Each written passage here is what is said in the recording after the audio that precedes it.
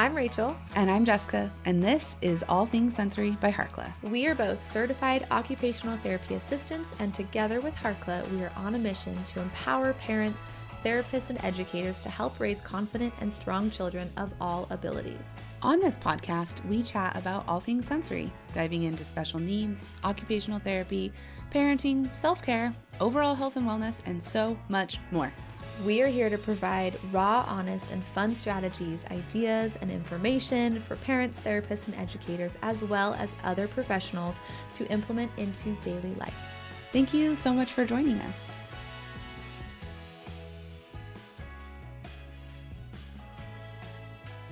Hello, everyone. Welcome back to All Things Sensory by Harkla. We're happy you're here. I'm Rachel.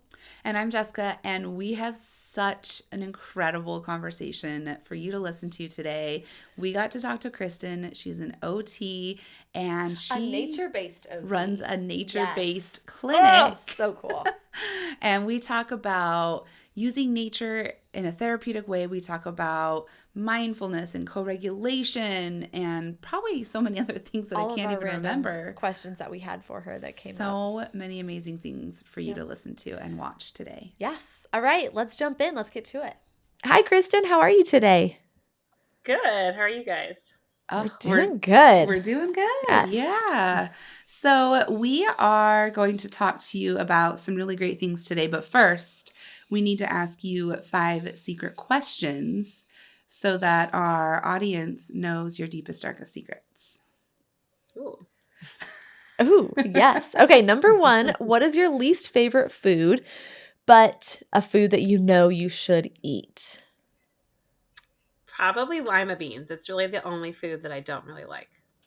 Lima beans? Oh. Are they the green ones? Are they green? Yeah. Yeah. They come in like flat.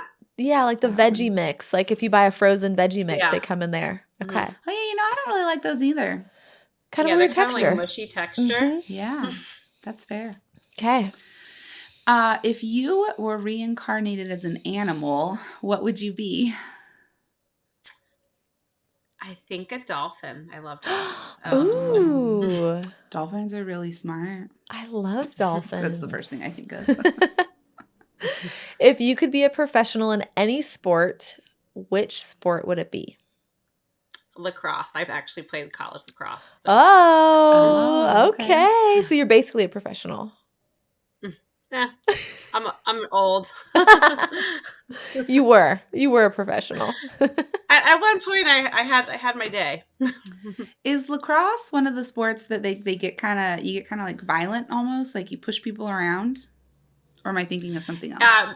Women's lacrosse, you can't body check. Oh. You can stick check. Oh, okay. Men's lacrosse is basically football with sticks. You can body check, and yeah, it's rough. I like it. Okay. I feel like I would have liked lacrosse if it was available when I was a kid. Yeah. It's a lot of fun. Yeah, it's not as big where you guys are. It's getting there. It's growing for sure. Yeah. Okay. Oh, is it my turn? Yeah. Oh. What is your favorite way to de-stress? Getting outside. Love that. That makes sense with what we're going to talk about. Absolutely. Yeah, just anything outside. Yep. All right, last question and our most favorite question of all. What is your sensory quirk? I am a mover. I seek out and I mean, you'll notice in this, I move around a lot. I've always been a big sensory seeker of vestibular input, always. Okay. Do you have a swing in your house at all?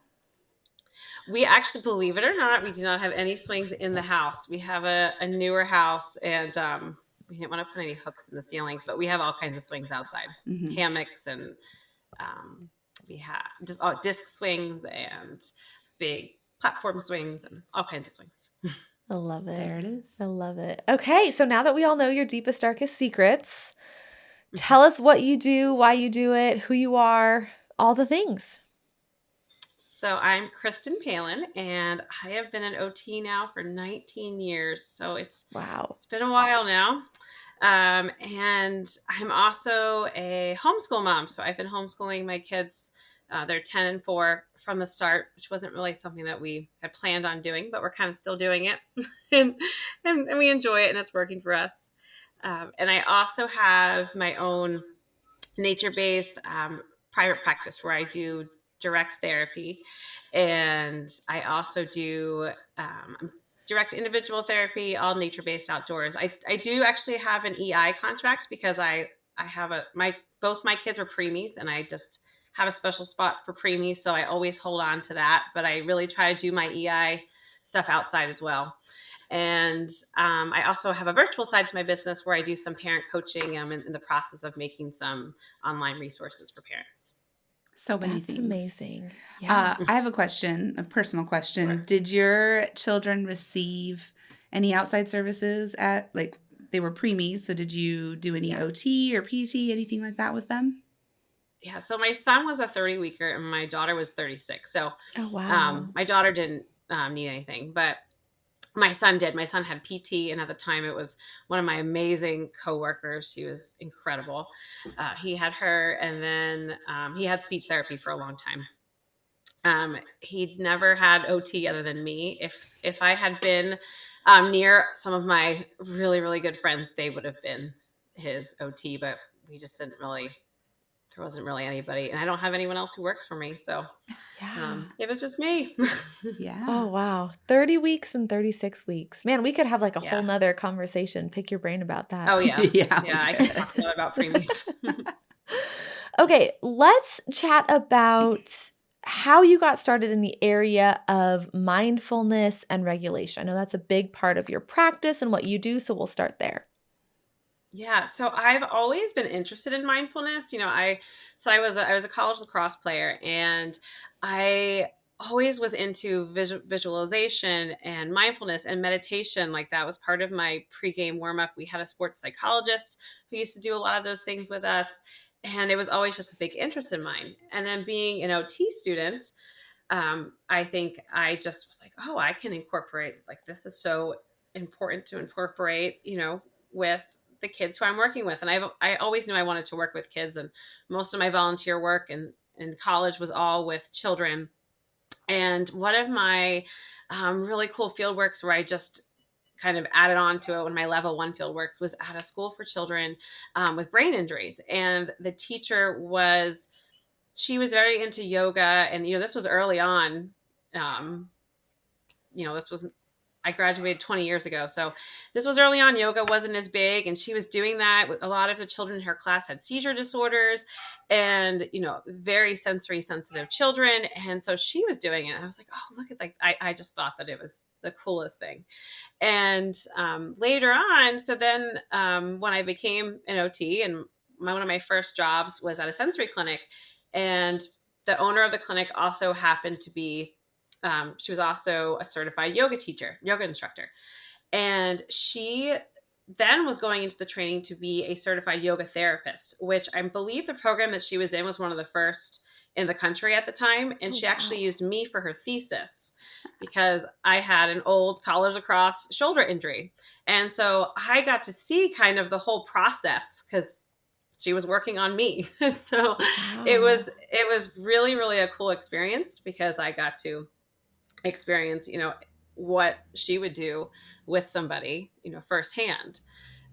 So then I really got to learn from her, and she did a lot of yoga groups, and she incorporated a lot of meditation. And so Jenna was her name, and she was just incredible. And so she was really a big mentor of mine. And I feel like she just kind of like spearheaded everything for me in that direction, because so many of the children, we were at a sensory clinic. So so many of the children were struggling with self-regulation, and this was kind of just a piece that was just so grounding to them. And, it doesn't always have to be, we'll get into it, but, I think so many times everyone thinks that, mindfulness has to be just about breathing and sitting still. And It's so much more than that, and doesn't have to be that.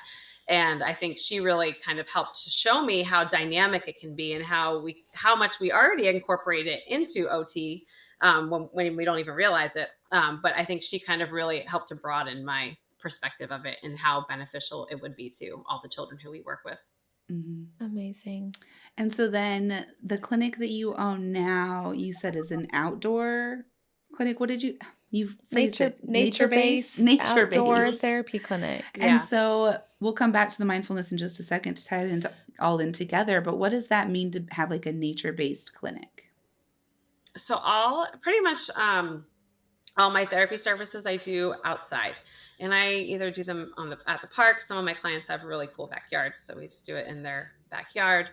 And so basically, nature is my therapy tool. So just as anyone would do therapy, inside, I'm just doing it outdoors, and I'm using a lot of natural materials and what we find in nature for my therapy. So, instead of climbing on a rock wall or a ladder, we're climbing a tree, or instead of balancing on a balance beam, we're balancing on a log, or, we're tying ropes into a tree and swinging from there. And I do still use lots of swings that I hang up outside. And I definitely don't use as many, a lot of my games from when I had a clinic are all in the attic. I really don't use them as much anymore. It's funny, occasionally when I have to have an inside session, when we have like a bad storm or something, it's like, oh, I actually have to like think of ideas again, because I'm so used to just using what we find outside and getting creative with what we can find. And so that's nature is really my It's big like your therapy tool treatment that I use. modality. Yeah. Yeah. Could you give us a quick run through of like what a session might look like if you were working with maybe like a 6-year-old with sensory processing challenges? Like what would a session look like? Yeah. So we usually will start out, with some warm up activities, just kind of we would if we were inside. And a lot of times, if we'll do some proprioceptive and some vestibular input. So we might be swinging from a rope swing, or we might be climbing up a tree, or we might be building a fort with some sticks or some logs that we found to get that heavy work.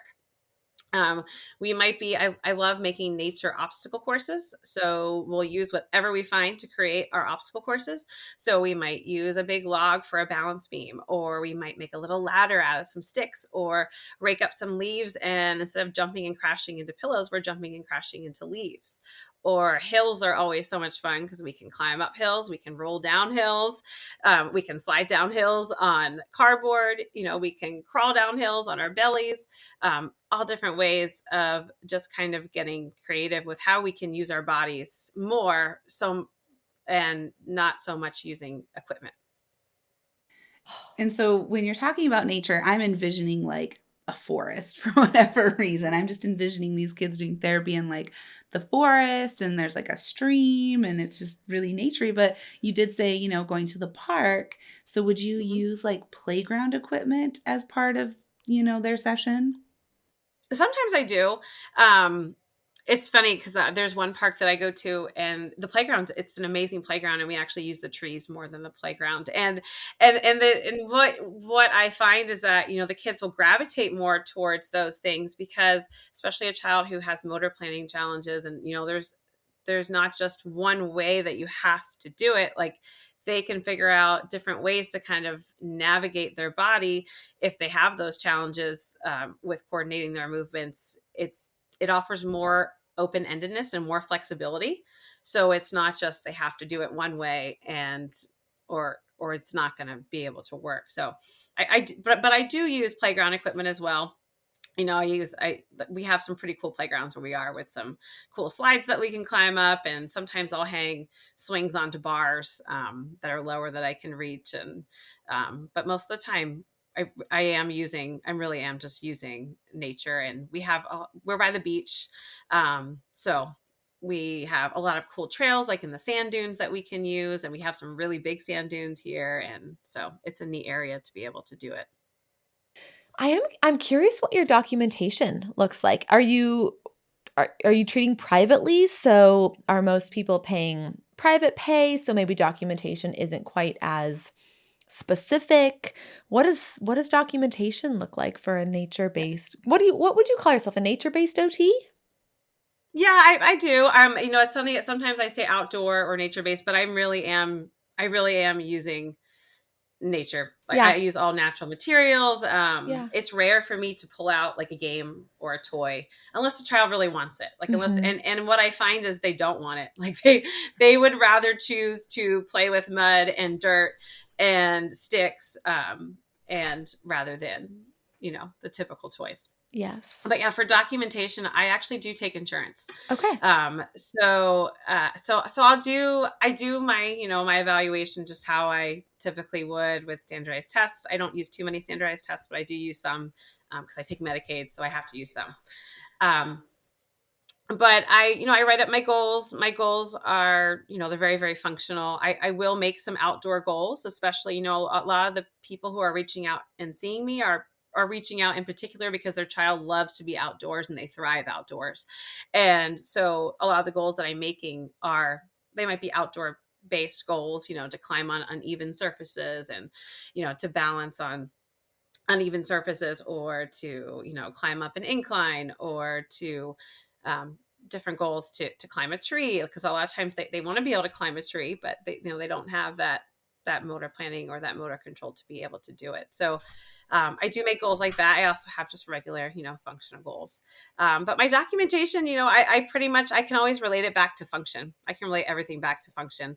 And so I haven't had any problems yet at all with insurance. Could you just give us an example of like a goal, just a very generic goal that you have that you use the nature and the outdoors, but you do it from a functional standpoint, and you have to write your goal in that functional way? Just one example. Yeah. So I might say something like, I just wrote one last night. So this one child really wants to be able to climb trees, and has a lot of vestibular processing challenges, very cautious. And so I wrote a goal how Sally will climb up a tree and find 3 different ways to climb up and 3 different ways to climb down, demonstrating adequate motor planning and motor control. So something like that. So that's a typical goal that I'll have if a child has, some motor planning challenges, and that's something that they want to work on. I have lots of fine motor goals, just a typical fine motor goal to be able to isolate, a pincer grasp pattern when picking up small objects, when creating, nature process art or something like that. Things like that. So sometimes I have goals for knot tying, bilateral coordination goals for tying knots when, I can relate it back to wilderness.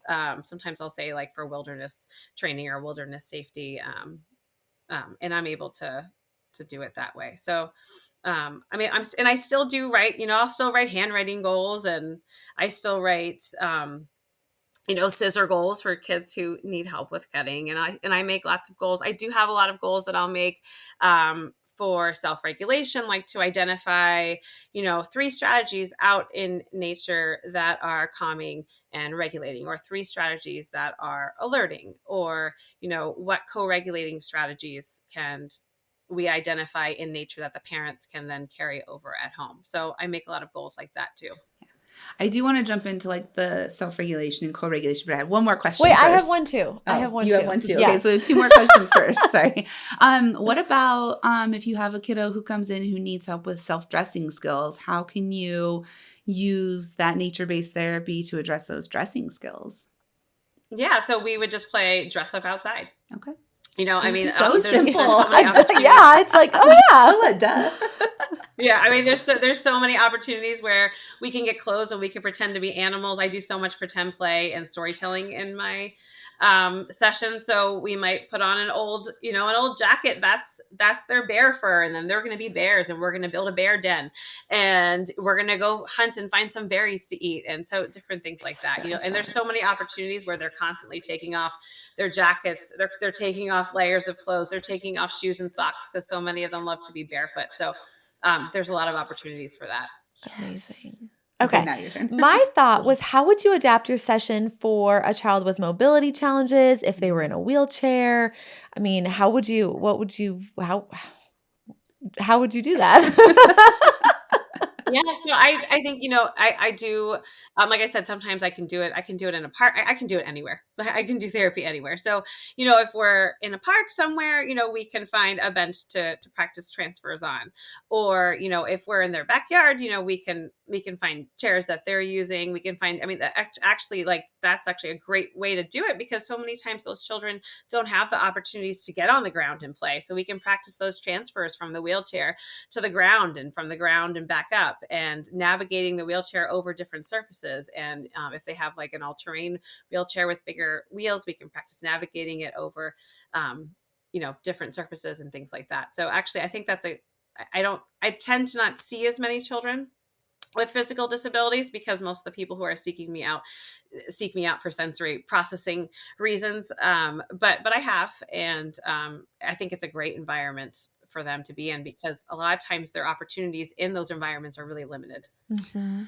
My brain is just exploding with all of these ideas of like all of the kids that I've seen in the past, and like how I would have incorporated, an outdoor session. And I'm just like, man, this kid and this kid and this kid would have loved playing outdoors for their OT session. Like, I love it. Well, I take my little guy, he's 1.5 years. I take him to like nature school once a week. And it's like a big OT session for me. I'm like, oh, this is so fun. We're making mud pies, and we're throwing rocks in the river, and we're balancing, and it's like super fun. And so that's what I'm thinking about while you're explaining all of this. And I love it. I'm like, let's do this more often. With every kid. Yeah. Yeah, it's definitely, and I think what really gave me the pull to really do this was that I really felt like I was having, and there's definitely pros and cons, to being in a clinic versus not being in a clinic. I don't have all of my swings. I don't have all of the equipment that I need. So I really have to get creative with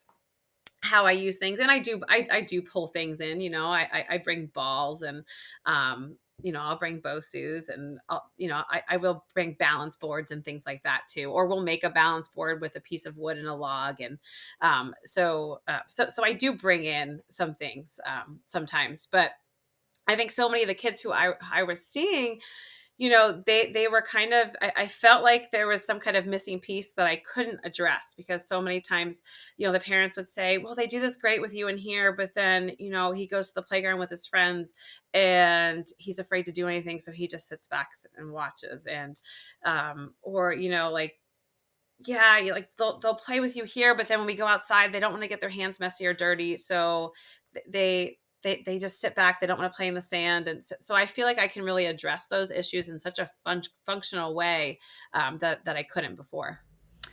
Okay, totally. One more question. I just keep coming with more. If you're doing a session with a kiddo at like the park and there's other kids there, do you engage those other kids for some social communication work, some social emotional skill development?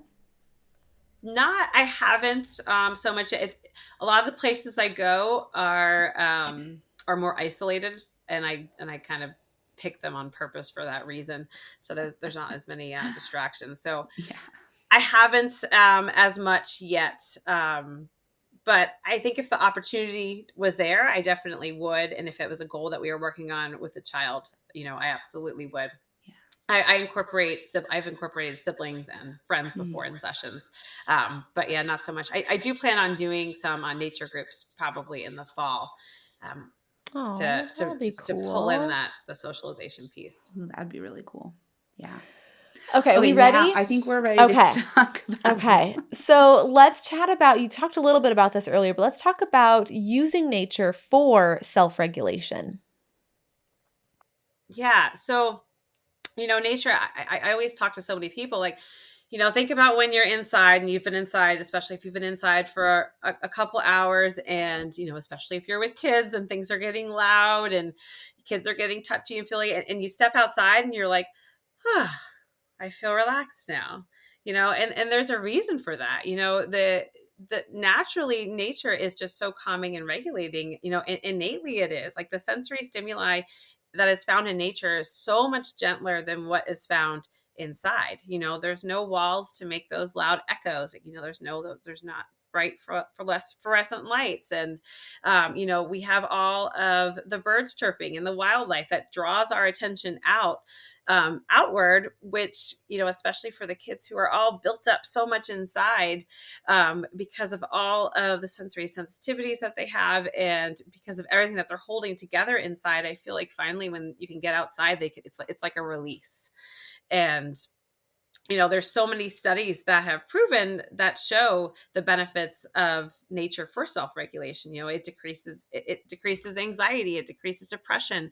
For children with ADHD, it's been proven to assist with focus and even their creative thinking. So there's so many studies out there that show the benefits of nature. It's just naturally a co-regulator for everybody, really.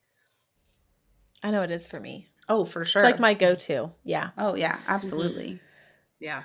What does that really mean, mindfulness? Because I think you talked about, it's not just sitting and thinking about your thoughts or sitting and deep breathing. Like, it's so much more than that.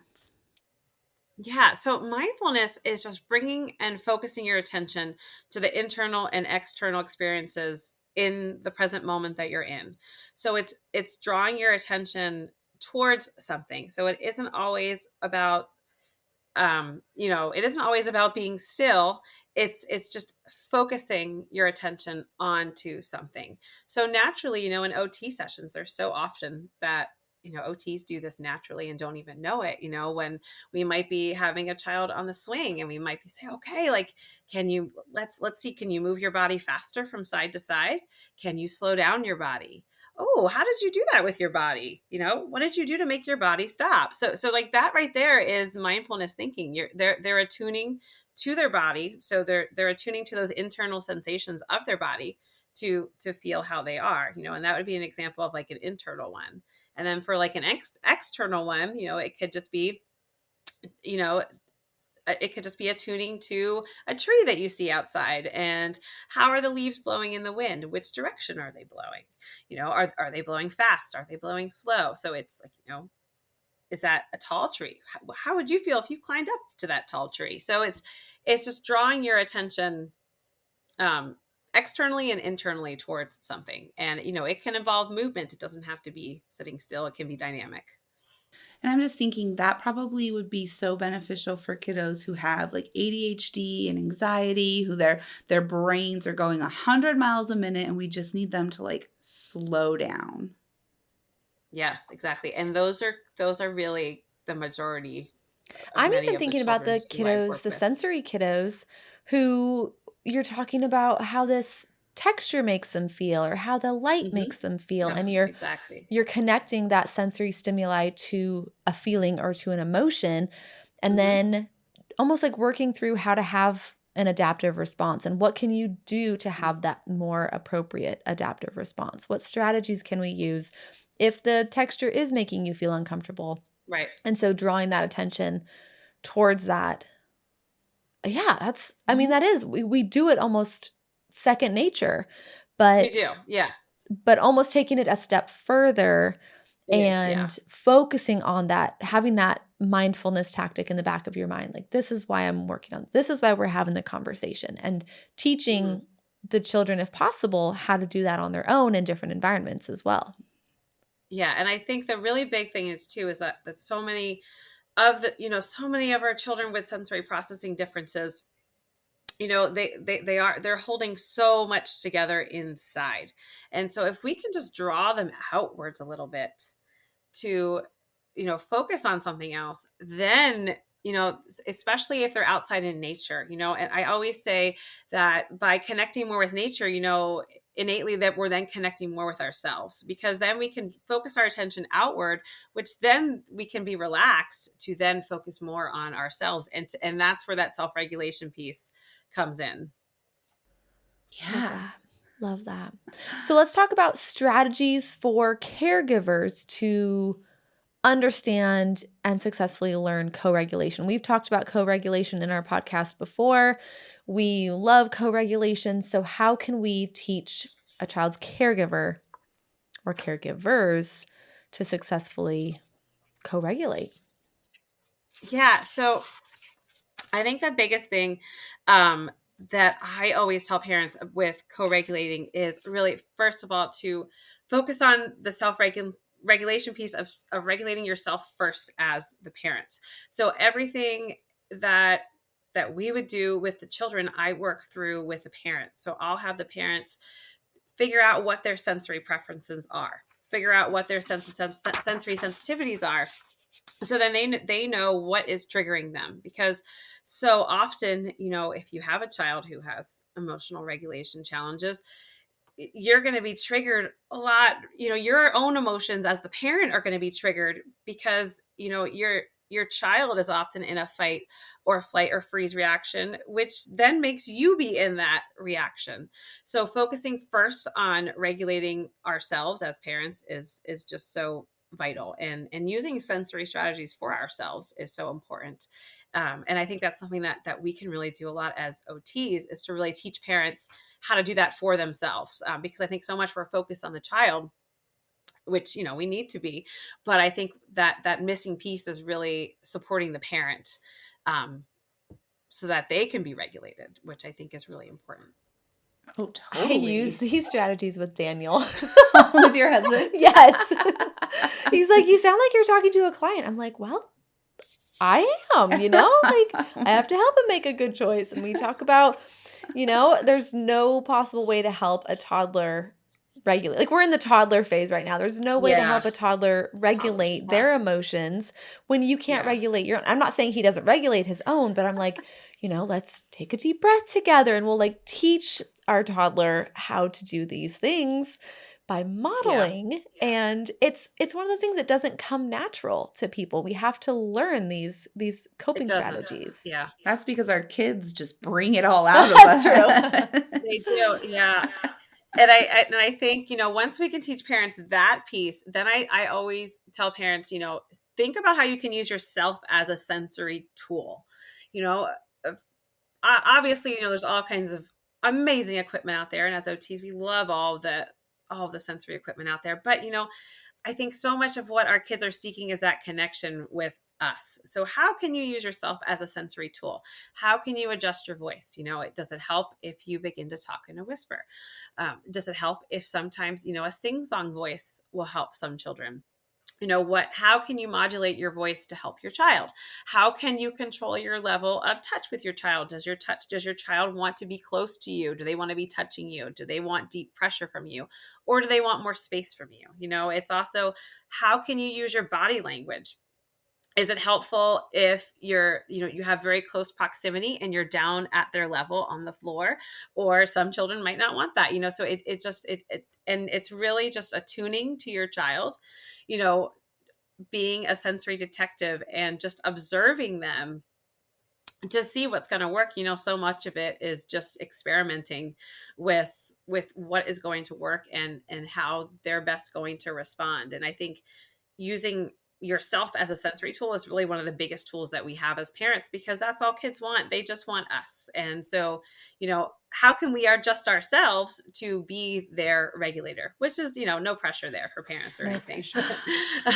No, it's so funny because I've done this very recently with my son, who's 8, and there's been several times just in the past couple of months where he's gotten very upset and we're sitting there talking, and I literally will just sit on the floor and he'll sit in my lap and I'll just have my arms kind of around him and he'll kind of rock a little bit, not extreme. I mean, he's literally just sitting in my lap and he's kind of crying, and we're just okay, we're gonna relax for a minute. And be present. And connect. We're just And I have to really control my breathing to make sure my breathing's not getting escalated, because I know that I need to be more calm so that when he's sitting there with me, he can kind of feel that calm energy. Exactly.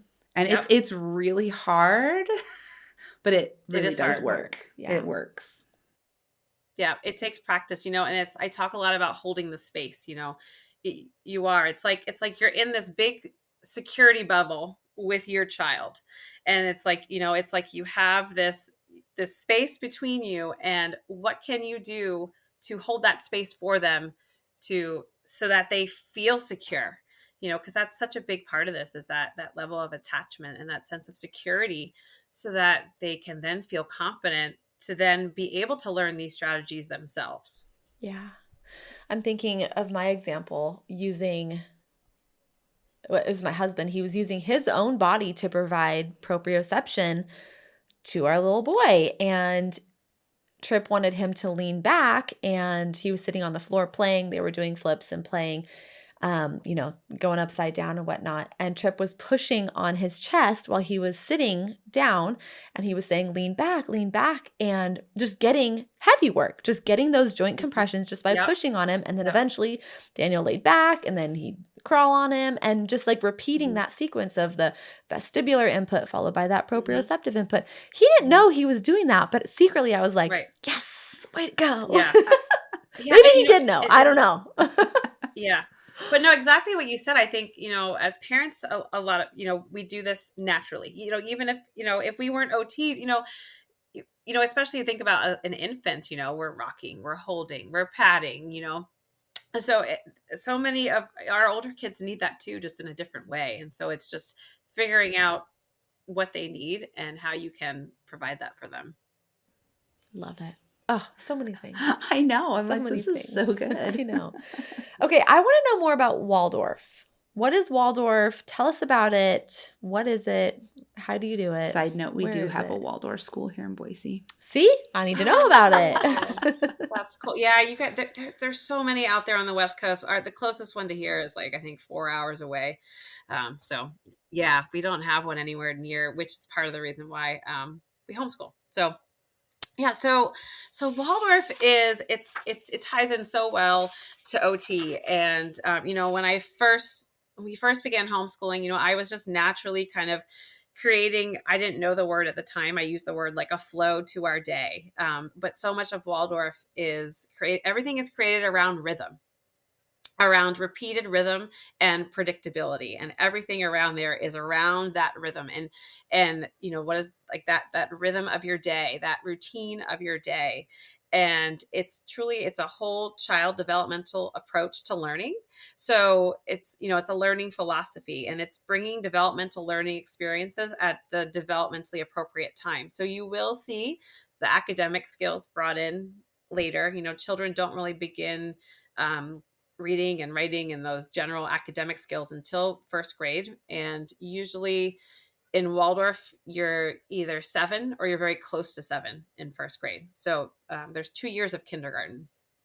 So it's a little bit different. But so much of it's about, teaching the developmentally appropriate material through the use of the arts. So when you hear Waldorf, you'll hear the head, heart, and hands. And, I think of OT, and we think about we're treating a mind, body, and soul, and it's so similar. And so the head portion would be the thinking part. That's the more the academic piece. And so much of Waldorf is brought through stories and through imagination and through experiential learning, and really using stories is a very, very big part of it at all ages, to help children to really create those images and those visions in their head. And I use a lot of stories because of that in my OT practice. I think it's just such a great way to reach kids that you normally couldn't reach them through a story, through topics that they may not want to approach, but you can approach it through a story. And it's so much more. I think it creates that sense of security for them and that comfort for them. And it's like this gift of a story that you're giving them. And and kids just, they love it. They love it. If I tell a story in a session, I'll usually get asked to tell a story over and over and over again, that same story. So it's pretty special. So the heart is more of, that's more of that. That's where I bring in the self-regulation piece. But the heart is really connecting physically and emotionally to oneself and, to your environment. So Waldorf is very much nature-based, and we use all natural materials are used. There's a lot of wood, a lot of wool, beeswax, clay. Trying to think what else we use, cotton, a lot of process art, and a lot of purposeful art, everything is multi-sensory experience, a lot of kinesthetic learning through moving our body, so much movement in Waldorf, everything is learning through movement. So if you're learning the times tables in math, you're marching out, or you might be clapping out the times tables, or you might be tossing bean bags, or you might be walking on a balance beam. So, as an OT, this is like, to me, this was like perfect fit for my kids who have a lot of sensory needs, so this kind of was able to meet all of their sensory needs. And then the last piece is the hands. And this is, another OT piece where, it's very much project-based to make purposeful things that you're going to make. It's not, you won't really see any cutting and pasting and making crafts in that way, but you'll see kids knitting, you'll see kids doing woodworking, you'll see kids making projects with felting and sewing and gardening and modeling with clay, and there's a lot of painting, a lot of drawing. There's no books at all involved in it. Children make their own lesson books. So there's no textbooks at all involved, because everything's brought through stories and through that way of teaching. So it's really such an experiential learning piece, and I brought a lot of it into my OT practice. So It's been pretty do fun. you use like a Waldorf, is it a curriculum? Would you say like a Waldorf curriculum? Is that what you use to homeschool your kids? Yeah. So what's interesting about Waldorf is that there really aren't any curriculum. So like if you go to a Waldorf school, every Waldorf school is going to be different, because that teacher is creating their own curriculum for their own class. And so there's more of a framework to follow, which, as OTs, we kind of like too. Yeah. I was like, that's what we want to do. Yeah, that's fitting. Yeah. So it's not so structured. It's really about teaching the child in front of you. So, I have like a framework that I follow. I have used some pieces of curriculum, but I didn't really follow them at all. So I tend to create my own, which is pretty typical in Waldorf. There are some homeschool curriculums out there for Waldorf, though, that are wonderful resources for families. Okay. Yeah. Side note, how do you balance homeschooling two kiddos and working, owning your own businesses, doing all the things? I mean, how does that flow together? Yeah, that's a work in progress. So fortunately, my daughter's only 4. So, her school is she's playing. And in Waldorf, school doesn't really start until about 5. And that's kind of their first year of kindergarten, and it's still all play based.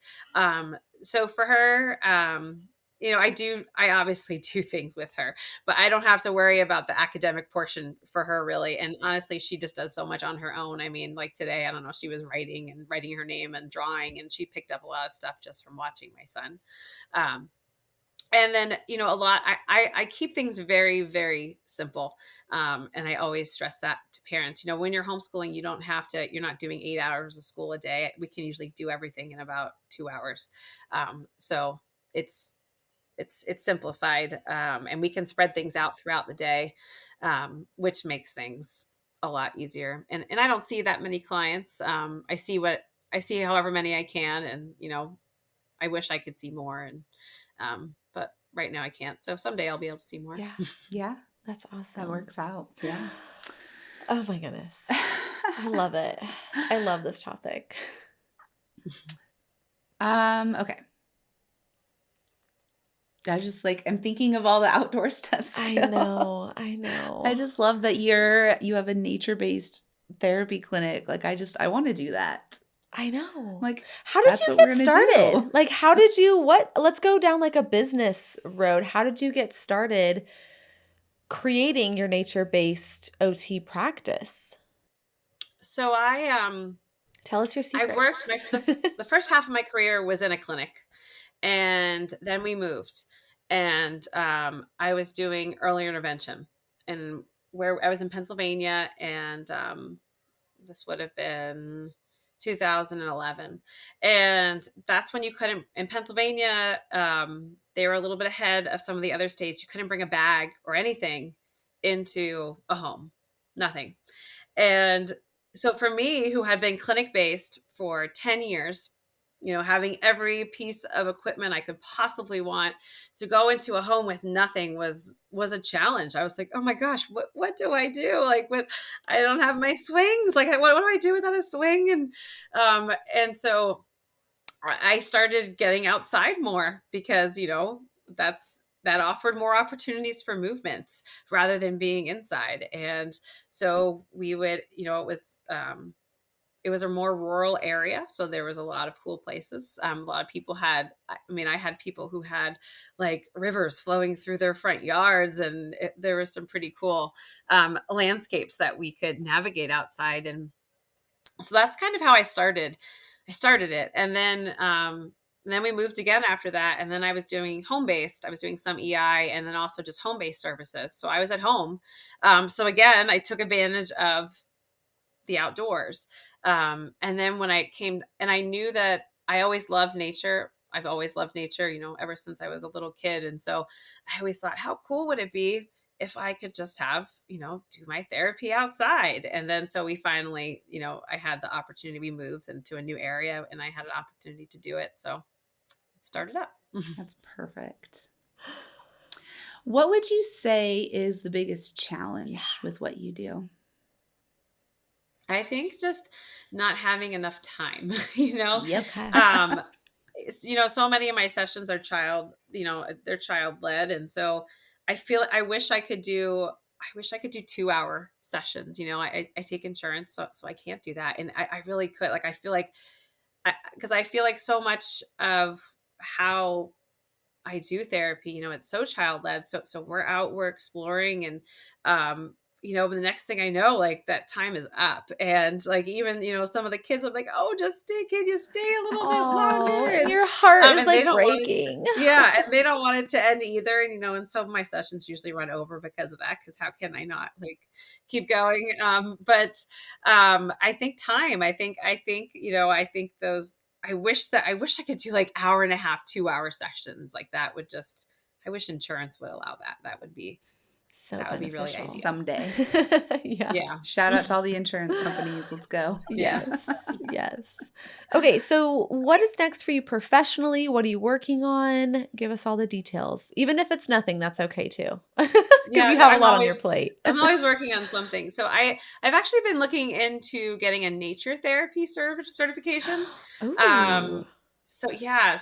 Doing learning more about forest bathing and like horticulture therapy, and incorporating more of that into my practice. I would love to kind of learn more about that. So I've been kind of looking into that. I would love to get a yoga certification at some point when I have the time to be able to do that. It's like 200 hours, right? It is. I know. And that's why I've looked at so many. I am doing a meditation certification right now, which is only 100 hours. So only. But that one wasn't quite as bad. So I am doing that right now. And I think business wise, I really want to try to create more resources. I created a couple online resources, kind of a Waldorf mindfulness movement resources, but I would love to be able to do some more. Yeah. Excuse me. Definitely. But I have some masterclasses that I'm trying to line up, that I'm trying to finish creating. Yes. Okay. So where can all of our listeners find all of these resources that you have out already and that you'll be putting out very soon, I'm sure? And where are you located so people can potentially seek out in-person therapy? Yeah, so I am in excuse me. So I am in the Outer Banks of North Carolina. So right by the beach. It's a beautiful spot to be. So my website is coastalconnectionsot.com, and then they can find me on Instagram. It's Coastal Connections OT. And then I do have a Facebook page. That's Coastal Connections Pediatric Therapy that I need to put more time into Don't we finishing all? up that I haven't finished up yet. Dang Facebook. I know. Perfect. And we'll link all of that in the show notes and description so people can just click it to see you. Okay. Can you leave our listeners and our viewers with one piece of advice? You've given us so much already, but if you have one last piece of advice to leave us with, that'd be great. I think it's just really to keep things simple. As parents, I think so often we're trying to find the perfect activity, especially I have a neurodivergent child. I know what it's like. So, you're trying to find the perfect activity that's going to just motivate them and make them excited, when a lot of times if we just simplify things, and I think that's why I love using nature so much, is just to keep things simple and to really follow their lead and see what they gravitate towards, because a lot of times it is those just simple, basic things that we would think, oh, that's not going to be enough. Like, I think I need to do more, but you don't need to do more. Like, you can create the simplest. There's so much that you can add to this simplest little activity. And I think that's my biggest piece of advice that I always tell parents, is just to really keep it simple. That's perfect. I love it. Yep. Before we let you go, do you have any questions for us? I think I would love to know more about, so you guys, you're more clinic based because you're in Boise, correct? Mm-hmm. Yes. Yeah. Yeah. We were both in a pediatric outpatient clinic. Yes. But now I want to be in a nature-based clinic. Gosh, it sounds so much fun. Ours wouldn't, I don't know if we'd be able to do it year round. I know. Like, it'd be really cold. There actually is, an outdoor OT right in Boise. I follow her on Instagram, I think. Yeah, Danielle Palen. Yeah. Yeah. What? Yeah. Yeah. I know. Why haven't we We're going to have to. gone and hung out with her? I know. We're going to have to chat with her next. Yeah. What in the world? Yeah. So she's here. Yes. And I think a big thing about what we try to do as nature-based OT is try to get out in all weather. Obviously, I'm lucky where I am. It's very mild. Yeah. So, and I do still have to work on, I do a lot with weather and kids and getting out in all weather. But I obviously do not have the conditions at all to what you guys have. Well, I'm just thinking, it's just, it's just a couple of times out of the year where it's like over 100 degrees, where like you could be outside for a short amount of time in the shade and work on that interoception piece of knowing that you're too hot. So you need to go take a break inside or go to the river, or vice versa. When it's so cold, you can bundle up and be out there for like 10 minutes, but then you notice that your lips are turning blue, so you need to go inside. That would be great, actually. Yes. So lots of options. I actually have a whole thing that I do with kids about weather, because, so many of the kids that we see who have sensory sensitivities, they have trouble with weather. Oh, so, for sure. Absolutely. Yeah. Oh my goodness. Okay. Thank you. Thank you so much for being here. I could honestly pick your brain and chat with you all day. It's been so fun. Thank you. Thank you so much for having me. I love being on. You guys have an awesome podcast. I love listening to it. Oh, this was such a good conversation. Thank you so much. So our next business venture is going to be a nature-based clinic, so stay tuned. Oh my gosh. Coming soon. Yes, we have. I feel like every time we have a podcast interview, a guest, we have all these new ideas of things that we want to do. And it's just so incredible, this OT field and what you can accomplish and what you can do with your degree. I mean, there's literally so many ways that you can help people thrive. This is true. I love it. It's so motivating. Hopefully y'all think it's as motivating and exciting as we do. Yeah. So go chat with Kristin over on Coastal Connections OT on social media and check out her website, right? Yep. She has a website. Yep. Let her know that you listened to the podcast and that it was amazing. Yes. Let us know as well. Yep. Do all the things. Leave us a review on iTunes if you're listening to the podcast, if you're watching us on YouTube. Wait, we're on YouTube? What? We are. Yes, you can see us. You can see the behind the scenes, the setup. Holy moly. But if you are watching on YouTube, make sure you like, comment, subscribe, all those things. The more that you interact with our content, the better we can serve our community, we can reach more people, and we love it. Yeah, and share with your friends and family. Tell people about or coworkers. Which are probably your friends, most likely. I mean, sometimes. Because you're not going to share a podcast or a YouTube video with a coworker that isn't your friend. Probably not. No. All right, let's wrap it up. Okay. We got to go. We will see you. We will chat with you next week. Okay, bye. Thank you so much for listening to All Things Sensory by Harkla. If you want more information on anything mentioned in the show, head over to harkla.co/podcast to get the show notes. If you have any follow-up questions, the best place to ask those is in the comments on the show notes or message us on our Instagram account, which is at Harkla_family or at All Things Sensory Podcast. If you just search Harkla, you'll find us there. Like we mentioned before, our podcast listeners get 10% off their first order at Harkla. Whether it's for one of our digital courses or one of our sensory swings, the discount code SENSORY will get you 10% off. That's SENSORY. Head to harkla.co/sensory to use that discount code right now. We are so excited to work together to help create confident kids all over the world. While we make every effort to share correct information, we're still learning. We will double check all of our facts, but realize that medicine is a constantly changing science and art. One doctor or therapist may have a different way of doing things from another. We are simply presenting our views and opinions on how to address common sensory challenges, health-related difficulties, and what we have found to be beneficial that will be as evidence-based as possible. By listening to this podcast, you agree not to use this podcast as medical advice to treat any medical condition in either yourself or your child. Consult your child's pediatrician or therapist for any medical issues that he or she may be having. This entire disclaimer also applies to any guests or contributors to the podcast. Thanks so much for listening.